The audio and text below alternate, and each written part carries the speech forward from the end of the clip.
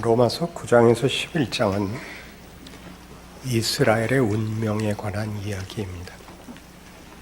이스라엘의 운명은 그 자체로 이방인들이 보는 관심에서 또는 유대인 스스로의 관심에서 다 외면할 수 없는 커다란 역사의 부분입니다.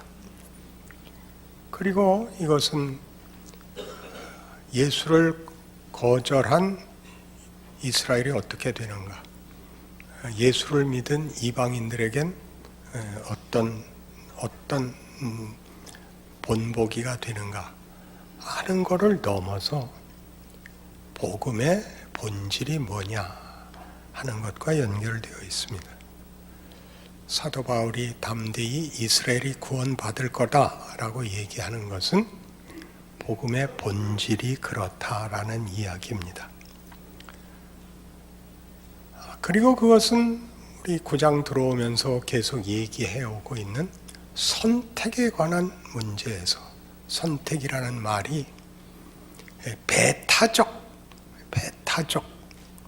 구별이냐 하는 문제를 우리에게 성경적으로 이해하도록 돕기 위하여 인용되고 있습니다. 선택에 관한 커다란 오해는 누가 은혜를 받았다면 그렇지 않은 자는 못 받은 자로 차별이 된다는 것이죠. 누구는 호의를 받았고 누구는 호의를 받지 못했다. 누구는 선택을 받았고 누구는 버려졌다라고 우리는 대비하고 있습니다. 그렇지 않다는 얘기를 우리 9장 서두에서는 아브라함과 이삭과 야곱을 들어서 이야기합니다. 한번 정리하죠. 아브라함은 본토 친척 아비 집에서 구별됩니다. 아브라함이 그 가문 중에서 제일 우수하기 때문이 아니라 남은 것들과 차별이 없는 존재였다는 뜻입니다. 아브라함이어도 됐고 아브라함의 동생이어도 됐고 그 친구였어도 됐고 삼촌이었어도 되는 그 중에 하나, 그게 아브라함이 본토 친척 아비 집에서 부름을 받는 겁니다. 그러니까 본토 친척 아비가 없는 아래에서 태어난 하늘에서 떨어진이 아닌 하나님이 구별했을 때 구별하지 않은 자와 동일한 조건과 자격, 가치라는 걸 하는 것이 아브라함이고, 이삭은 정실 부인이 낳고 이스마엘은 종이 난 차별이 아니라 하갈은 이스마엘을 날만한 젊음이 있었고 이삭은 사라가 애를 낳을 수 없을 때 낳은 자임으로써 하나님이 함께하여 본인이 가진 자격으로 구별되는 것이 아닌 씨를 품고 있는 자인 것입니다. 야곱에게 오면 에서와 그는 쌍둥이입니다. 그러니까 사주팔자까지 똑같은 거죠. 뒷발꿈치를 붙잡고 나왔으니 앞뒤가 없는 셈인데 차남은 장남과 다릅니다. 지위와 권리에서 확연히 다릅니다. 그걸 차남을 택함으로써 태생적으로 가진 우월한 조건 따위는 여기에 들어있지 않다. 그게 선택입니다. 그럼 선택은 무엇을 차별하느냐? 무엇을 대비하느냐? 사울과 다윗에게서 보는 바와 같이 사울은 인간이 만들어낼 수 있는, 자연인이 만들어낼 수 있는 극치를 보여주고 결국은 죽어 끝나는 존재와 운명을 보이는 것이 사울이고, 다윗은 거기에 하나님이 개입하면 영원한 승리가 약속되는 운명이 된다는 걸 보입니다. 다윗은 사울보다 난 자가 아니지만 그는 하나님의 은혜를 깨닫고 성전을 짓겠다고 합니다. 하나님이 나타나셔서 네가 나를 위해 뭘 한다고? 지나가던 개가 웃겠다. 모든 건 나로부터 나가는 거야. 내가 주고 넌 받는 거야. 내가 네 집에게 복을 내려 네 나라와 네 권세를 내가 영원케 하겠다. 어느 장면에서 다윗이 신을 위하여 뭘 할 수 있겠다고 말하자마자 얻어맞고 무릎 꿇리고 배우는 자리가 다윗에게 허락한 약속입니다. 이 자리를 놓치면 우리는 선택이라는 말을 매우 잘못되게 사용할 수밖에 없지요. 거기에 이제 오늘 얘기에는 하나님의 선택이 은혜를 베풀기 위한 찾아오십니다 라는 걸 하나 더 덧붙이지요. 하나님의 선택은 우열을 나누는 것이 아니라 호, 불호를 구별하는 것이 아니라 하나님이 은혜를, 하나님이 베풀 수 있는 은혜를 베푸시는 행위다. 그의 의지다 이겁니다. 그 의지는 어찌나 강한지 인간이 거부할 수가 없습니다. 우리가 만들어낼 수 없는 걸 주시기 때문에 은혜라고 하는 것입니다. 보상이 아니다. 보상이 아니다. 대가가 아니다. 우리가 만들지 못하는 걸 준다. 로마서 내내 그 얘기를 했습니다. 3장 21절 이하에는 예수로 말미암는 구원, 로마서 5장 8절 이하에는 우리가 아직 죄인 되었을 때 이루신 하나님의 구원, 보내신 예수, 완료하신 십자가, 그의 피로 인한 구원, 그래서 그의 살으심으로 인한 더 높고 넓은 은혜를 증언했습니다. 그리고 8장에서는 38절 39절에 내가 확신하노니 사망이나 생명이나 천사들이나 권세자들이나 현재일이나 장래일이나 능력이나 높음이나 깊음이나 다른 어떤 피조물이라도 우리를 우리 주 그리스도 예수 안에 있는 하나님의 사랑에서 끊을 수 없으리라. 사랑은 적극적 은혜인 것입니다. 다함이 없는 은혜, 베풀고 주시는 하나님의 의지를 말하는 것입니다. 우리는 이 문제가 늘 오해돼서 왜 모세에게는 이 일을 맡기고 바로는 뭡니까? 하는 식으로 나오죠. 마태복음 20장 12절 나중 온 이 사람들은 1시간밖에 일하지 아니하였거늘 그들을 종일 수고하며 더위를 견딘 우리와 같게 하였나이다. 주인이 그 중에 한 사람에게 대답하여 이르되 친구여 내가 네게 잘못한 것이 없노라. 네가 나와 한 데나리온의 약속을 하지 아니하였느냐. 네 것이나 가지고 가라. 나중은 이 사람에게 너와 같이 주는 것이 내 뜻이니라. 내 것을 가지고 내 뜻대로 할 것이 아니냐. 내가 선함으로 네가 악하게 보느냐. 무슨 얘기인지 아시죠? 포도원 주인이 품꾼을 삽니다. 아침 7시에 품꾼들을 샀는데 9시에 나가니까 놀고 있는 자에서 또 보내고 12시에 나가서 또 보내고 3시에 또 보내고 오후 5시에 또 보냅니다. 그리고 저녁 6시에 이제 품삯을 주는데 오후 5시에 와서 1시간 일한 자에게 한 데나리온을 줍니다. 당연히 먼저 온 자들이 더 기대를 했겠죠. 똑같이 줍니다. 원망하여 이르기를 하루 종일 일했는데 1시간밖에 일한 사람과 똑같이 줍니다. 내가 너에게 불공평한 게 뭐냐? 내가 네게 약속한 한 데나리온을 주는데 나를 악하다고 하느냐? 내가 적게 일한 자에게 더 주는 것이 나의 은혜이고 나의 의로움이지 명예지 어찌 그게 불공정한 것이겠느냐? 네 것이나 가지고 가라. 이 말을 기억하십시오. 괄세하는 것 아닙니다. 하나님의 크심을 모르죠. 이 비유는 20장 1절에 이렇게 소개됩니다. 천국은 마치 품꾼을 얻어 포도원에 들여보내려고 이른 아침에 나간 집주인과 같습니다. 복된 일을 시키는 이죠. 인간을 가치 있게 쓰시죠. 그리고 게다가 은혜를 베푸는 입니다. 천국은, 하나님 나라는 그렇습니다. 우리는 이 사실을 모르니까 끝없이 잘잘못에 관한 것으로 신앙을 점검합니다. 유능함과 무능함으로 비교하고 윤리로 밖에는 확인할 다른 방법이 없어서 우리 스스로의 정체성을 가난하기 짝이 없게 합니다. 죄를 안 진 자, 예수를 믿은 자.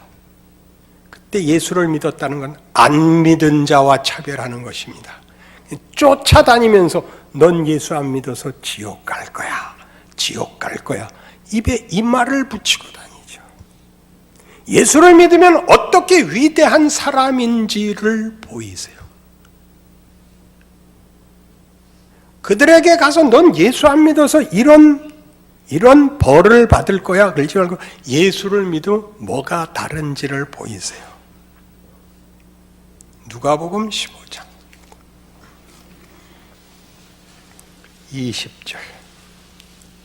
이에 일어나서 아버지께로 돌아가니라.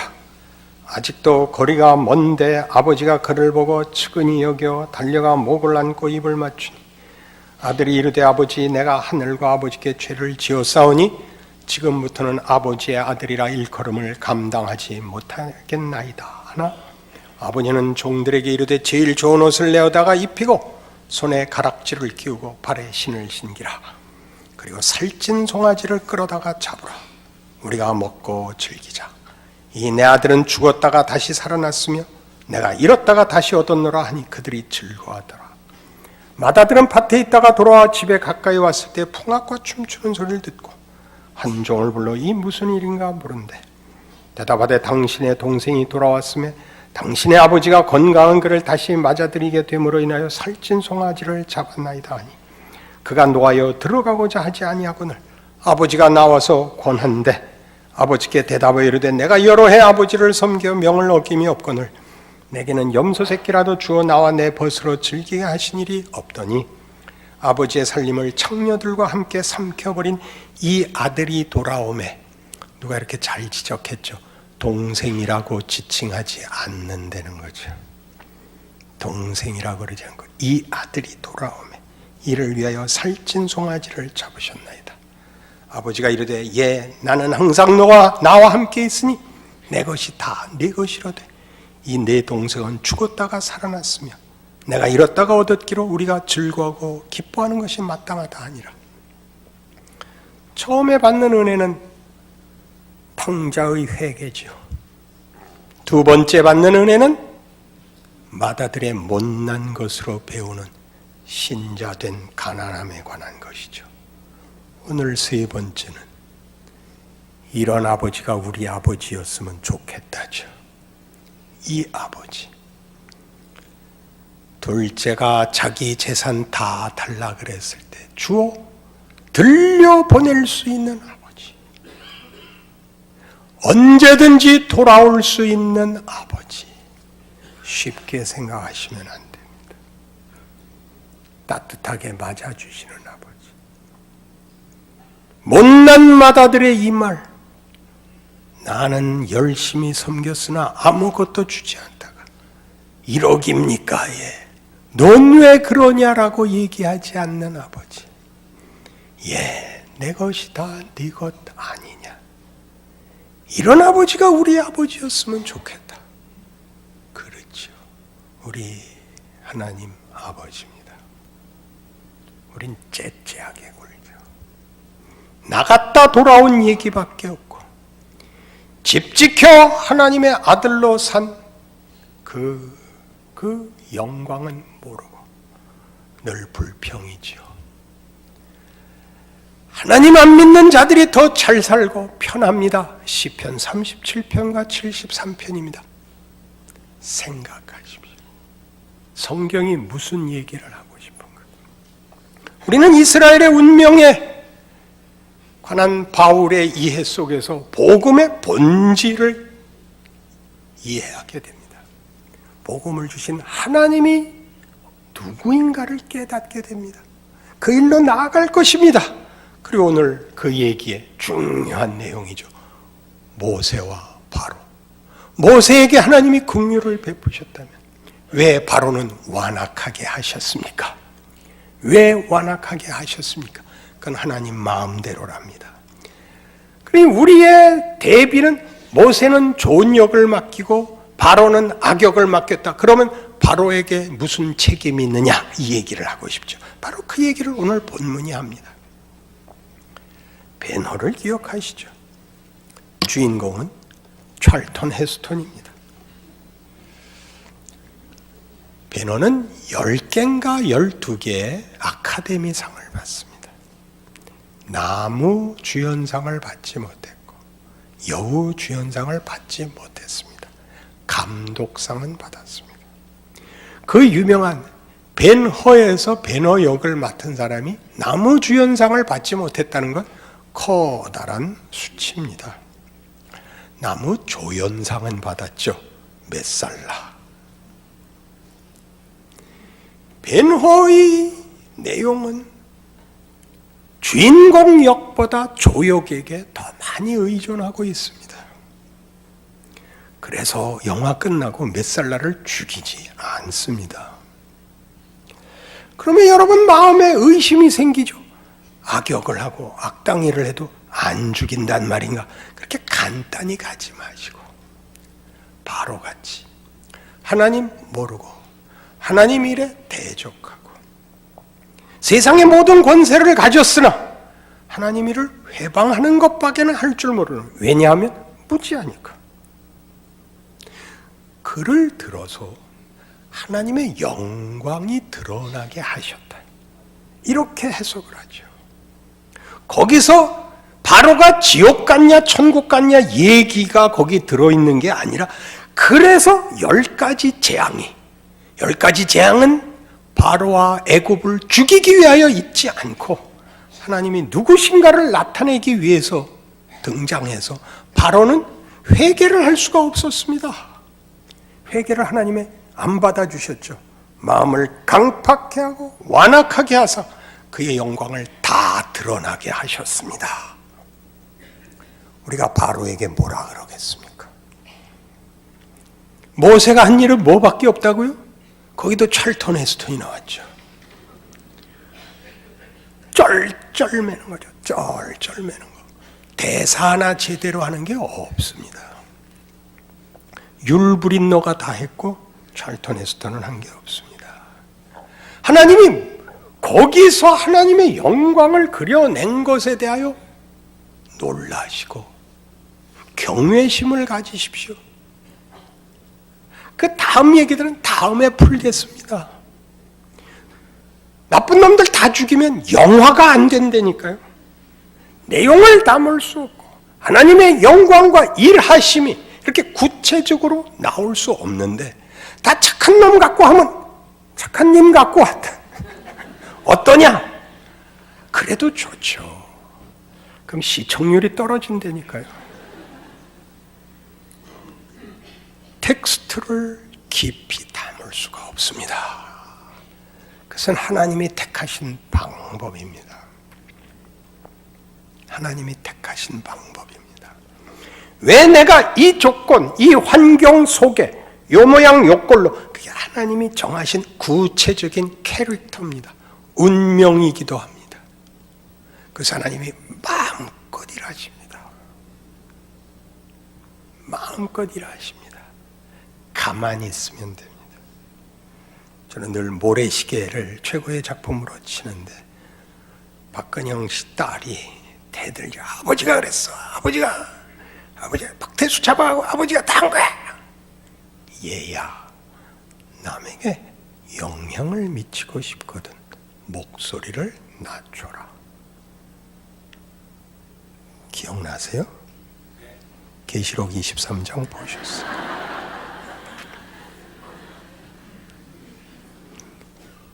왜 하나님의 일하시는 깊이와 낮은 목소리를 듣지 못하시죠? 그 무서운 목소리를 결단코 타협하시지 않고 결단코 포기하시지 않는 하나님, 자신의 현실, 존재에서 성경 전체가 묻어나고 녹아나는데 하나님이 가만히 계신다고요? 편하자는 거죠. 오직 하나의 소원, 편하자는 거죠. 육체적으로 편하고 심적으로 편하고 영원히 편하고 아무 생각도 아무 고통도 느끼지 않는 것 외에 소원이 없죠. 그걸 고쳐야 되니 하나님이 얼마나 힘들겠어요. 내보내실 수 있다니까요. 내보내신다니까. 하나님의 무서움, 호세아서의 핵심 메시지죠. 무서운 하나님, 바보인 채로 끝내지 않겠다. 그렇게 쉽게 끝내지 않겠다. 네가 비명을 지른다고 해서 내가 타협하지 않겠다. 내가 네게 목적한 것을 이루기까지 나는 결코 쉬지 않겠다. 성경 전체의 메시지입니다. 그래서 마지막도 그렇습니다. 이스라엘이라는 이름이, 그 이름이 절대적인 조건이 아니라 이스라엘은 바로 선택된 자들이다. 선택된 자들이라는 건 하나님이 개입한 자들.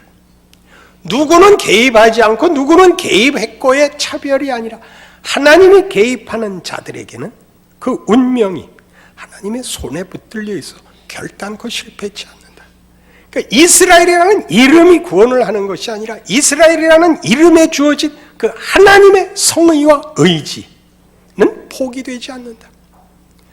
이스라엘 중에도 결국 남은 자만 구원을 한다. 그것은 다수가 아니고 적은 자라는 개념으로 말하는 것이 아니라 이스라엘이라는 이름이 하나님의 성의와 하나님의 약속에 관한 것이었다.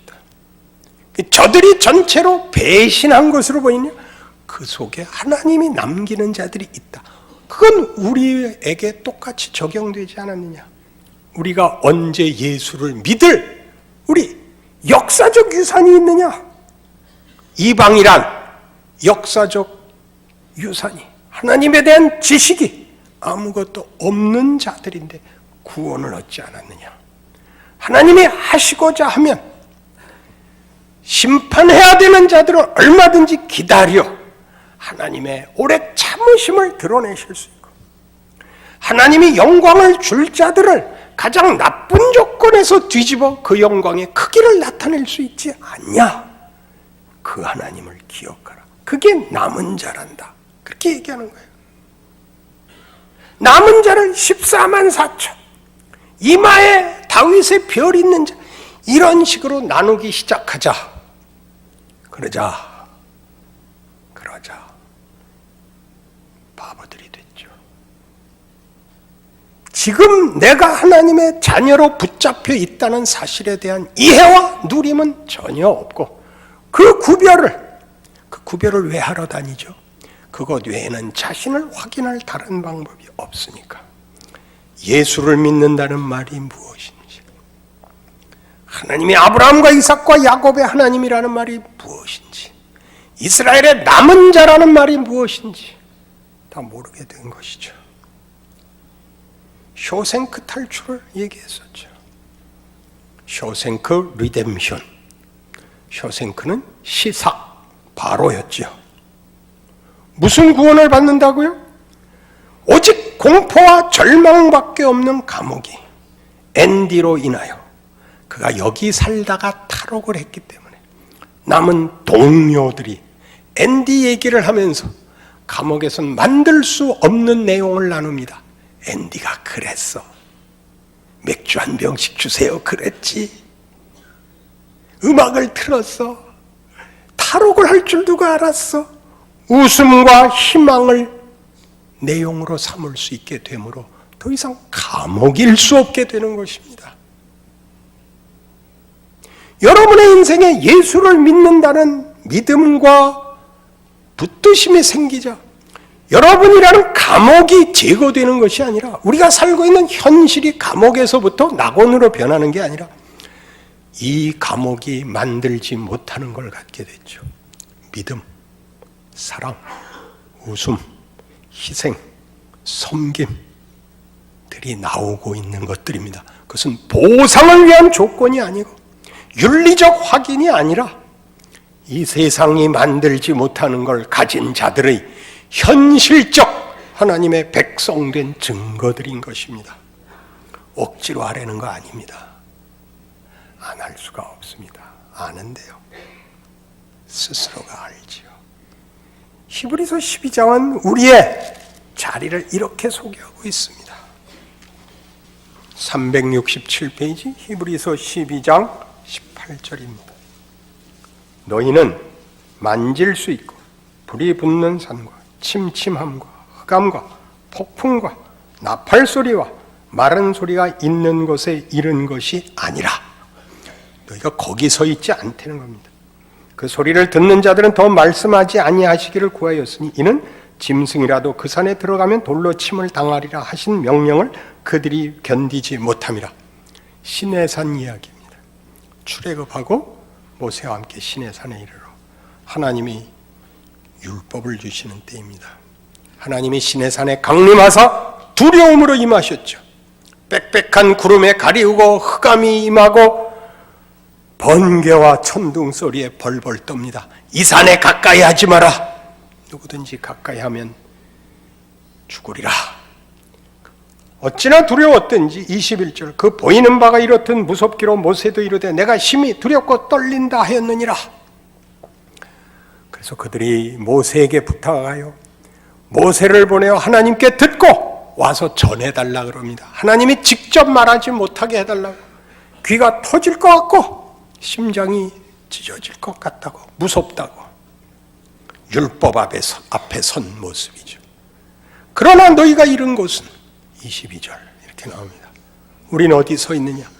예수 이후에 신약 성도들은 어디 서 있느냐? 시온산과 살아계신 하나님의 도성인 하늘의 예루살렘과 천만 천사와 하늘에 기록된 장자들의 모임과 교회와 만민의 심판자이신 하나님과 및 온전하게 된 의인의 영들과 새 언약의 중보자이신 예수와 및 아벨의 피보다 더 나은 것을 말하는 뿌린 피니라. 우리는 어디 서 있는가? 은혜의 자리에 서 있다. 두려움의 자리에 서 있지 않다. 예수 안에 있다. 그의 피로 화해한 자리에 서 있다. 겁내지 마라. 우리 아버지가 이런 아버지면 좋겠다. 예, 그 아버지입니다. 그 아버지가 우리에 대한 자기의 약속과 성의를 어떻게 증명했다고요? 아벨의 피보다 더 낫게 하는 뿌린 피니라. 예수의 십자가입니다. 그러니 하나님의 선택, 하나님의 은혜, 하나님의 일하심, 그의 경이로운 경륜을, 인도를 여러분 스스로의 생애에 붙들어 매십시오. 자랑할 것이 여러분 스스로에게 있을 것입니다. 눈물과 한숨 속에 기쁨과 영광을 채우실 것입니다. 그것이 예수 믿는 자들에게 허락한 하나님의 막을 수 없는, 방해할 수 없는, 타협하시지 않고 포기하시지 않는 지극한 성의 사랑입니다. 기도하십시다. 하나님 아버지 은혜를 감사합니다. 하나님의 은혜와 하나님의 일하심에 우리는 놀랍니다. 기다리시는 하나님, 복 주시는 하나님, 우리의 못난 것과 무지와 실패와 거절을 뒤집어 하나님의 영광과 은혜를 베푸시는 하나님, 우리의 삶의 막막함과 무지함이 손해가 아니게 하시는 하나님, 울 수 있게 하시고 돌아오게 하시고 우리가 하지 않은 것으로 갚으시는 하나님, 나가도 복을 받고 들어와도 복을 받는 존재가 되게 하신 하나님, 이 하나님을 만나게 하셨으니 이 위대한 믿음 가지고 살게 하소서. 승리하고 자랑하게 하옵소서. 예수님 이름으로 기도합니다.